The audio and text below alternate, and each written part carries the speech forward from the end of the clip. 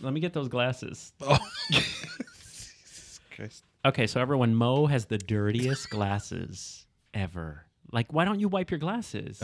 Because they've been dirty since day one. But why? Are you like... And I don't realize it. So it's like you've been looking through crap for so long that you don't see the crap. It's a true story. It's so funny. I grabbed Mo's glasses after we had done the Muck Fest, and I wiped them, and he was like, high def, 4K vision. All my coworkers, especially Jeff, this is for you. Jeff's like, yo, son. Yo, how you be seeing out those glasses, son? Yo, your eye vision must be brolic, son. He and I bonded over your oily lenses. Yeah, Jeff. I love Jeff.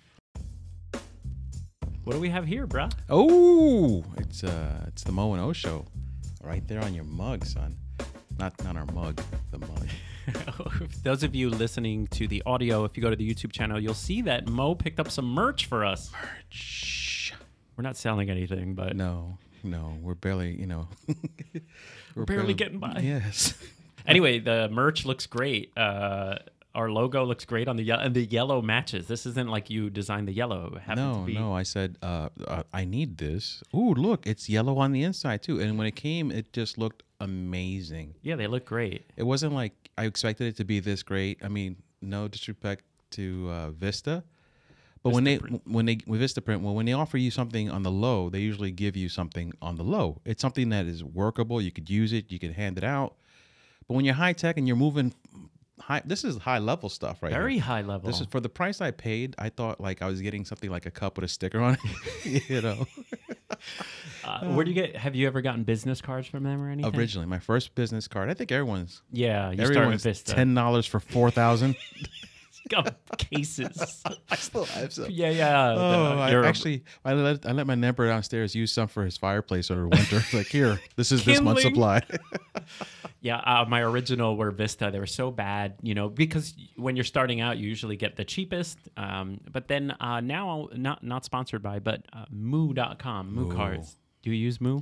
You introduced me to Moo, and I definitely use Moo now. With the multi-image cards, I have 5 different images, and depending what card. So if I'm going to shoot a boudoir shoot, I give them one of those cards. Exactly. If I'm going to do a wedding, I give them one of those cards.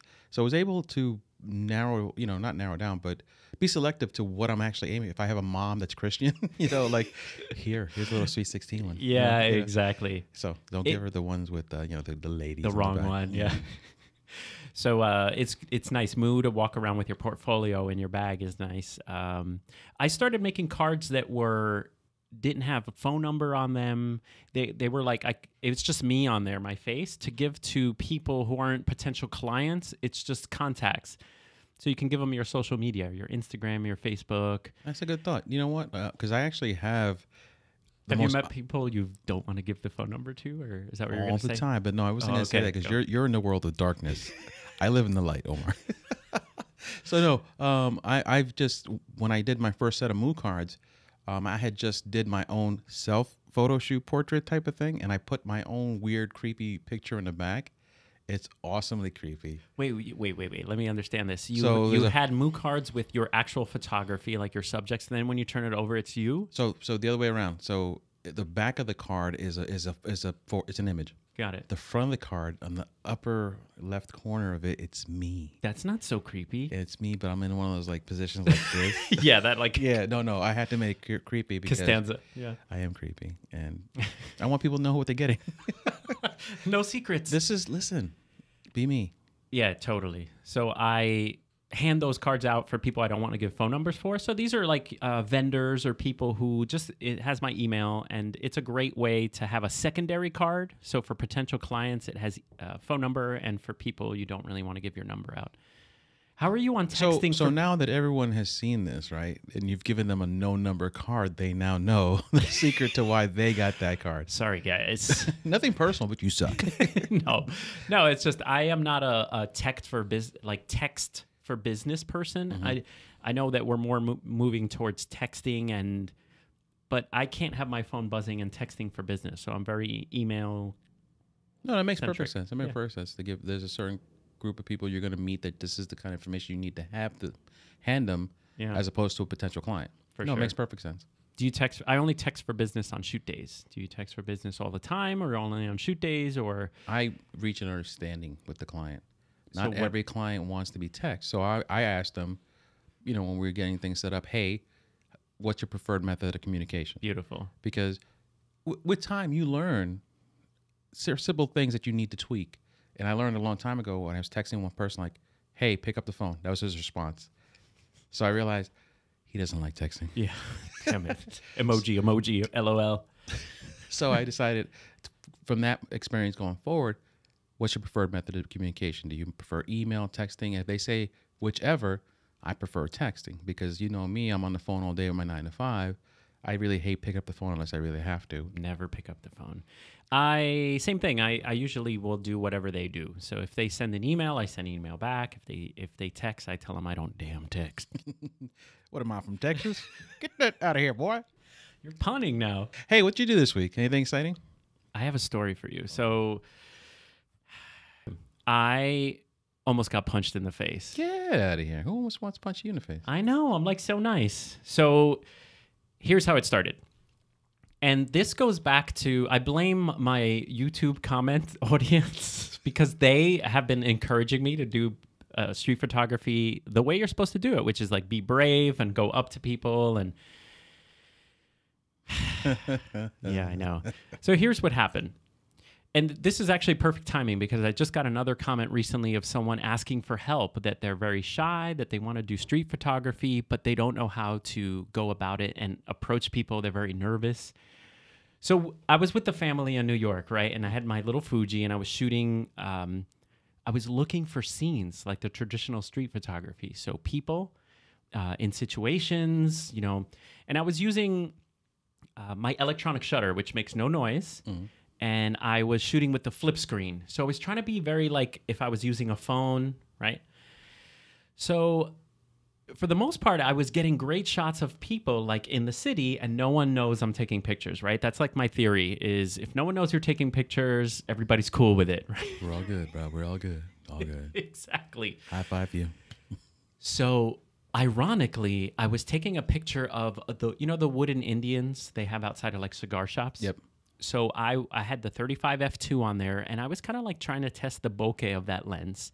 And I'm so close to the wooden Indian, I'm taking pictures, and someone walking on the street must have thought that I was shooting at them. Through the Indian? Through the Indian. I guess, well, like rule of thirds. Gotcha. So the Indian's on the left, and so I guess the lens was slightly to the street. Right. Now, if I show you this picture, the background is so blurred. You can see the guy in the back. All of a sudden, someone's in my face. Like his finger was like an inch. That's a centimeter. That's really close. Back up. Super close. And he's like, "Why are you taking my picture?" He's like, "Don't take my picture on the street." And I don't know if you've been confronted before, but like you start to well up with like fight or flight adrenaline. Mm-hmm. So my response was to argue back because I wasn't taking his picture. So I was like adamant. Yes, adamant. Thank you. I'm not taking, and I didn't curse or anything. We're with the kids, but this guy is in my face, right? And he got super huffy, and I wasn't taking his picture. Basically, we yelled at each other, and he eventually walked away. Like was he like a mob hit guy that was in hiding? No, he was a young guy. He had a suit on. He was like not. He wasn't. What's the word? Tough. He was just obviously trying to keep his world secret, though. He didn't want you taking any pictures of it. I guess so. I wasn't intimidated by him. Let's just say that. Like if someone maybe that I couldn't handle was like, "Don't take my." Okay, sir. Here, you want my camera? Yes, exactly. Let me shine your shoes. Yeah. You know what? That's the kind of person that you have to either do one of two things. What you did was, which was confront him back, or show him, look, I wasn't taking a picture of you, but obviously he may not have afforded you the opportunity with his aggression. Yeah. You ever have situations that you replay in your head and you can like you do ABC all the time, every right? morning.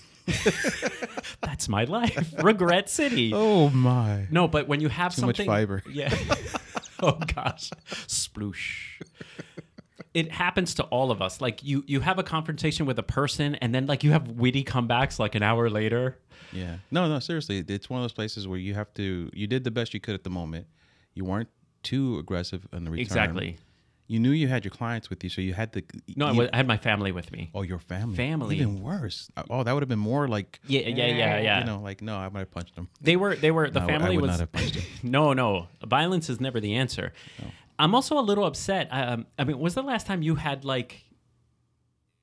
We're talking man talk A few now. years ago. Yeah, Years ago. I was slightly upset that I wasn't more prepared.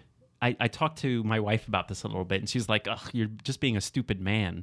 Well, you are, but that's what we are. We're men. It's not like she's right, but you're not wrong. I'm replaying it in my head, and I feel that I was too blasé. I was like, I wasn't taking your picture, man, and I was walking away from him. But you know what? Here's the thing. In today's world, you can't be too aggressive either.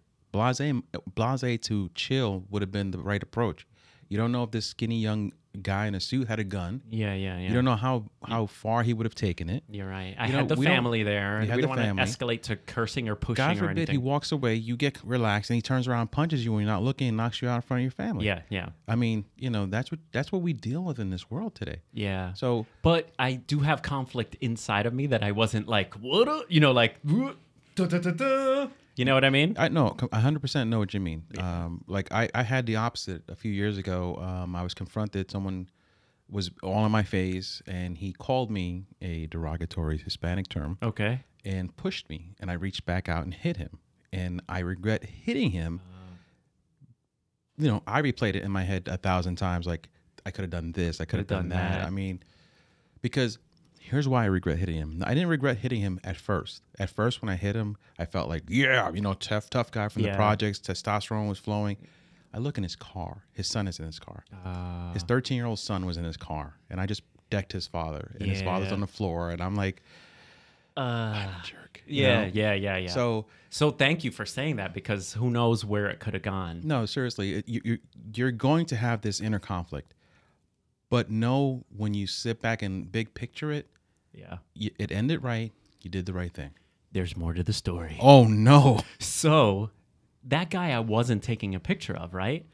So I was still in the mode of street photography, photographing people. And so we're walking around Soho, that we're doing the Village. And there's this cool looking young guy, hipster, beard. He's selling art. Like, so his art is all along the wall. And he's looking down kind of at something like with his arms crossed. He looked cool to me. Mm-hmm. So with flip screen and electronic shutter, I took a picture of him walking sideways because I'm so fearful of street photography. Mm-hmm. Boom. He saw me. And so I was walking up. He's like, hey. So now he got aggressive. This is within 10 minutes. Wow. What kind of luck is that? I don't even have those problems. And I'm gonna now he got in my face. Oh my, there's it again. It's in my face. It actually touched me. Now he got in my face, and he was like very eloquent, but like super aggressively eloquent. He says, and the most I could remember, again, adrenaline and stuff rushing. He was kind of like, I do not approve of you using my image in any capacity. Blah, blah. And I was just like, now I did take his picture. Mm-hmm.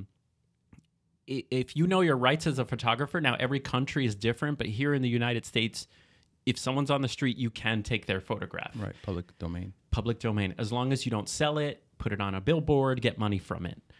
However, I'm not going to ruin someone's day or ruin my day for a picture. Like, I would never want that guy's picture anyway. Right. It was cool, but not that cool. Back up, bro. Is that what it was? Exactly. So, again, escalating. He's an inch away from my nose. And in my mind, I'm thinking all of the YouTubers, they're like, be more brave, do more street photography. And I'm just like, I don't want to do street photography anymore. Anyway, I'm feeling warm now thinking about all this stuff. But I don't know if he was having a bad day or whatever, but it wasn't worth it at all. The picture, having him have a bad day. I showed him the photograph, and I remember saying, man, you look cool. Dude, but you look great. I'll rub your back. And I think he saw that my family was there, so he was getting worked up. And I basically told him, like, no worries, man, relax. I was basically trying to relax him so that he would actually see me delete it. because if I would have just deleted it, there's no proof that it's in the camera or not in the camera. So I kept telling him as he's in my face, look, like trying to show him the back of the camera, delete. And then he walked away, like either cursing or yelling, and I was like flustered. I'm like, this is not fun. It's not. But you know what? I think if you were taking my picture and you did it sneaky, and I saw you doing it sneaky, you would aggravate me more than if you stopped and say, hey, click. You're right. And then once you click, that's what I do. And that's what people say, hey, no, don't use that picture. I'm like, all right, no problem. I'll delete it. Yeah. But I've never done sneaky. I do sneaky from across the street. I do sneaky with a big lens. If I'm 35, 50, which I really don't do 35 much, but if I'm going 50 and I'm in people's face, I don't sneak it. I think because people, I agree. people, what's worse, when you think someone's taking something, like, is he taking my picture? Yo, what's up with that kid, son? He's in my face. No.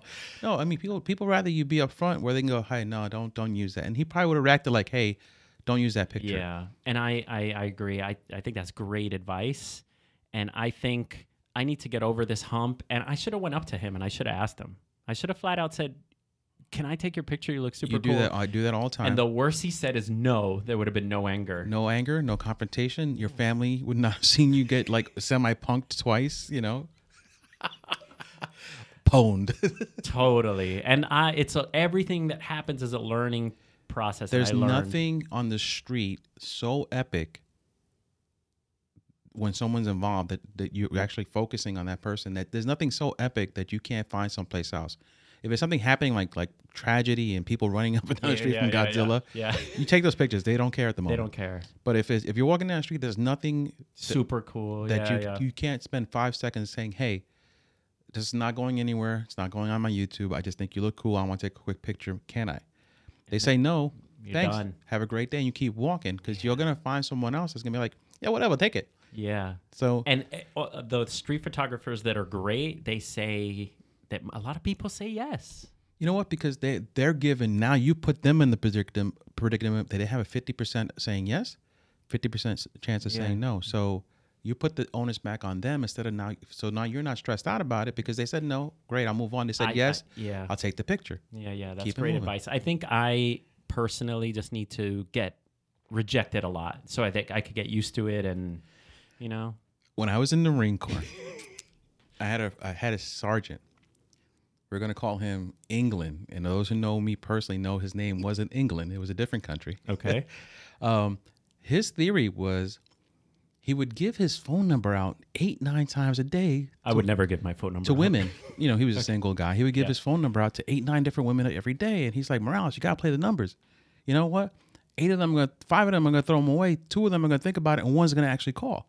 He's like, it's in the numbers, son. that must have been a catchphrase in the Marines. For him. For him, not for you guys. He was one of those cats that the minute you're next to him, you already felt inferior. He just exuded machismo and charisma. Yeah. But that's the whole point. Like, you have to keep getting no's so that you get enough yeses. Yeah. So you ask 15 people, you get 3 shots that work. Guess what? You got 3 shots. Yeah. And no one's mad. No one's filled up. No one's ready to punch you in the throat. I'm going to do it. Do it. And we challenge you to do it too. Yeah. You guys do it too. So the YouTuber that asked me the question, I'll give a little bit of advice. One, I'm not the best to give advice for this because obviously I'm terrible at it. But one thing that I did afterwards to feel better was I started taking street photography pictures of still life and objects and dogs, things that could not talk back to you. Exactly. How depressing that was. Oh, that's a beautiful cup. But but it's good. It's good to get your feet wet that way. One, I'll put a picture up here, but the one on Instagram I put of the woman walking the commuter between bicycles, that was me hiding with camouflage in between the bicycles. But it got me a little bit, comfortable of being on the street. And that's what it is. Like, you don't take the confrontation as I must shut this down and never do it again. Yeah. Take it to what we just discussed. We have to now do a different approach to it. Ask someone first. Take a picture. So much better at that. Take a picture of something inanimate like you did. Don't give up on street photography because you had a confrontation. You're going to be on the street. If you spend 3 hours worth of street photography and you have 1 or 2 confrontations, you still had a great day. Yeah. But you can minimize those confrontations with a few things that we just talked about. And it's a life lesson. Don't give up. Keep working at something. Everything. You know what? I didn't want to be this bald one day. Kept working at on it, and here I am. Okay, so street photography, not really working for me right now, but will. But we have started a fun little project to get us going. Yeah, so Omar and I, we've been friends for a very long time. And we just been talking about, hey, we grew up in Hoboken. And those who grew up in Hoboken, grew up in northern New Jersey, know that area has changed so drastically in the last 10, 15, 20 years that when we grew up there in the 80s and you go there now, you're like, wow, everything is so different. Things, yeah. I mean, and yet you can still go to certain places and find something that'll take you right back to 1984. Absolutely. Great movie, by the way. And so we started this project of, remember Hoboken. And so that's what we did yesterday. I've always had the idea of capturing the town before it changes more than it already has, and it keeps changing. So you contacted me to do some street photography, and I had sweats. I did not know that he had just gotten verbally beaten up and I don't want to go. In of his life. And I said, hey, Omar, what are you doing this morning? Let's take some pictures. And I'm like, I don't want to go. I don't like street photography. And you're like, what? So I suggested the History Project. So we walked around looking for Old Hoboken, we called it. That's kind of what our project is going to be. And again, talking about personal projects, it's going to be ongoing, but we are trying to capture architecture and the feel of the city and catalog it more artistically than just taking a picture of a building. The iconic little knick-knack areas of Hoboken, whether it's the gargoyles on certain buildings that people never look up and see, or the way the doorways and the stairwells leading up to the doorways are designed. Very unique Hoboken feel. And if you grew up in Hoboken, you would automatically realize that's the brownstone on that block over there. Absolutely. And exactly what that is. Or that's the high school, or that's Mr. Softy. Remember the picture you put up? Remember the picture you put up of the school? Yes. How many people love that picture? Yeah, the Connors School picture. So there's a school in Hoboken, T.G. Connors. I put up a picture of it 1,000 years ago, and every few minutes it's reshared and retagged. It's out there. So it's so funny. It's got like over 500 likes to this point, which is amazing. And for me on Facebook, that's like 1 million likes. Totally. And that's the whole point. The point is that your photograph locally will resonate so much more than putting something arbitrary on Instagram and hoping that someone in California will. Yeah, I made friends off of that picture. People that went to the school before or after I did, and they're like, they became Facebook friends, and we actually hung out and had dinner a couple of times. It's just weird how things can go from a simple photograph. Yeah. Magic. Well, I think for me, the project is, yes, capturing Hoboken and the history of Hoboken, but really it's kind of like to flex the brain a little bit for composition, because you walk up to steps and your mind says, this looks cool, but you haven't made a photograph yet. No. You can obviously snap it, but you start working the scene, and I like that. That's why yesterday I took up a picture of the horse? The horse. So at the end of the staircase, I'm like, wow, I never noticed that. Never noticed that. And what happened as soon as we were taking pictures of things? The Hoboken Society lady showed up. What was her name? I don't know what her name was. Really nice lady. It's like, hey, you guys, get away from... No, she was actually... I had Don't sweats. take my picture, son. I had sweats and I ran away. No. And she said, hey, what are you guys doing? And at first I'm thinking like, yo, what do you mean what we doing? Yo, what's up? Because again, I'm from the projects. So I'm well behaved, but sometimes it comes back out. Super sweet lady. Yeah, she said, she was talking to us and she was asking Omar what he was doing. Omar kind of broke it down, what we're trying to do. And she's like, hey, we should get involved with the Historical Society. Yeah. So I'm like, good idea. That's what I kept in my head. But outside I was like, yo, get moving, lady. Get stepping, son. You're still ghetto, man. Oh, gosh. Have you ever done any personal projects? Yes. A few years ago, I started Into the Woods. Oh, I like that. I did Into the Woods, where I did 4 different models in the wood scenario. And I hashtagged it, Mo Morales Into the Woods. Very cool. I did that for myself. And I'm going to probably bring it back this year. I love fall pictures. So good. If you're in the area and you want to be one of my models, comment below. Sponsored by Mo Morales Photography. If you like photography, I'll take your picture. That's a great slogan. That's so great. Straight to the point. I take pictures. Pay me, son. Yeah. That was a pop right there. Pay me, son. Now, I recently did, and this was a YouTube video that I made, but I did my first personal project with a friend slash model, Valentina, who was like, we were helping each other out. She was fantastic. She was professional, and she is getting photographs for her side business. But I was like playing with lights and using the Fuji gear for the first time. Yeah, did you test out your Fuji there? Yeah, you know, people have been asking me, do I want to use the Fuji for professional work? And I think in a slower environment, yes, it's totally possible. Like what I did with Valentina, setting up lights, personal project, no stress, fine. But I tried to bring the Fuji to a family party with flash and trying to get quick shots. No, probably didn't work out. It didn't work out as well as I wanted, where the Canon is a lot faster to focus and shoot flash and shoot other flashes, you know. So not ready for prime time events. The good thing about personal projects is you want to be able to do them at your pace.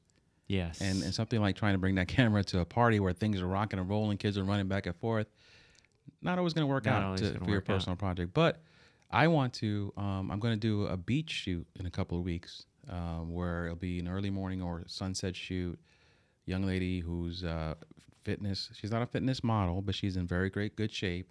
And she's agreed to do it. Again, when we talked a few weeks ago about the Joel Grimes and the 52 Project. I was just going to bring him up. By the way, Joel Grimes is out there putting videos out there again. So Google him, YouTube him, and watch him. He's going to teach you some very, very important stuff. There's one he just put out where he talks about the valuing your photography and how much you should charge and this, that, and the other. He doesn't give you an exact price point, but he tells you how you should think about when you're pricing yourself. Anyway, so because of that conversation about personal projects, and I realized I hadn't done that many this year. God, and he says to do at least 50. 25. Oh, he does 50. He does 50. You should do minimum 25. I'm like, I'm short 24. Yeah, we're in the car. Mo and I are driving, and Mo is playing a Joe Grimes video, and Joe Grimes says he does 50 personal projects a year, and he's right. His point was basically he's going to outwork every talented photographer. Like they can't beat him on the sweat. Not in my game, son. Totally. So that was his way of beating the competition, was actually putting in more work. But then he said every photographer should be doing 25 personal projects. And I've done one, you know. We were blown away because we're like, we have barely any time for the one you did. It's already August, right? Yeah. And I'm thinking like, well, I've done that many this year. I can't even think of one this year. Yeah, it took you a long time to add nothing. Nothing to nothing is still nothing. Nothing. Oh, sorry. Yeah. But definitely that's changing now. I'm putting together the photo shoot with this young lady in the beach. It's going to be like a semi-outdoor workout type of thing. And then I want to go back to the Into the Woods. Yeah. I love women dressed in like old Victorian outfits in the wood cool. with fall colors in the back. That's amazing. Pop. Oh, that was awesome. Just awkward.